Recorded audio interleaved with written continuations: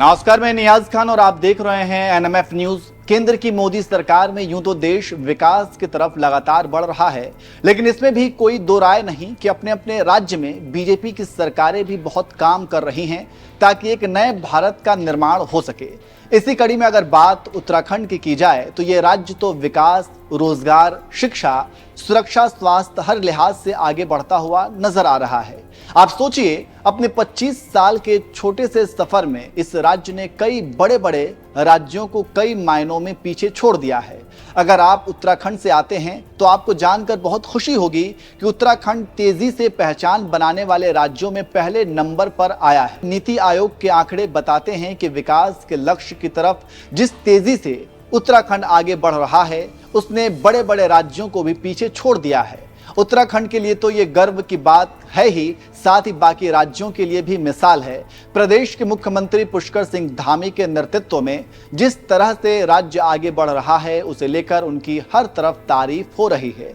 हाल ही में उत्तराखंड के सीएम ने इस खास मौके पर कहा कि 25 सालों के सफर में कई मायनों में बड़े राज्यों को भी पीछे छोड़ दिया है। इस खास मौके पर एक कार्यक्रम में शिरकत करने गए पुष्कर सिंह धामी ने कहा, राज्य ने जीएसटी कलेक्शन, राजस्व, स्टाम्प ड्यूटी, पर्यटन, आबकारी समेत अलग अलग क्षेत्रों में आय को बढ़ाया। सबसे बदनाम सेक्टर खनन के लिए नई संभावनाओं पर विचार करते हुए नई नीति बनाई। जो खनन अब तक चोरी का पर्याय बनता था, वो अब नई नीति के तहत पहले 6 महीने में करीब 400 करोड़ का राजस्व अर्जित कर चुका है, जो पूरे साल में 1200 करोड़ के भी पार पहुंच जाएगा।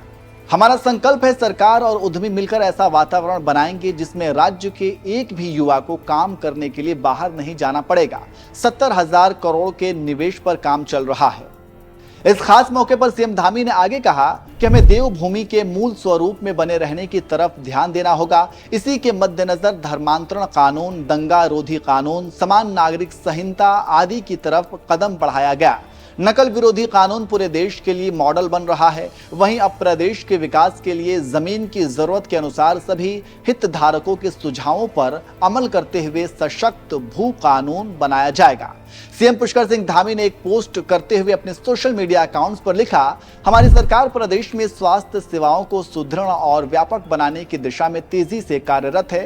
केदारनाथ विधानसभा क्षेत्र के अंतर्गत प्राथमिक स्वास्थ्य केंद्र, ऊखी मठ के सामुदायिक स्वास्थ्य केंद्र और मक्कू मठ स्वास्थ्य उप केंद्र के प्राथमिक स्वास्थ्य केंद्र में उच्चीकृत होने से लोगों को बेहतर और सुलभ चिकित्सा सुविधाएं उपलब्ध हो सकेंगी। सीएम धामी के नेतृत्व में जिस तरह से उत्तराखंड नित नए आयाम तय कर रहा है, उसे लेकर आप क्या कहना चाहेंगे? कमेंट करके अपनी राय हमें जरूर दीजिए।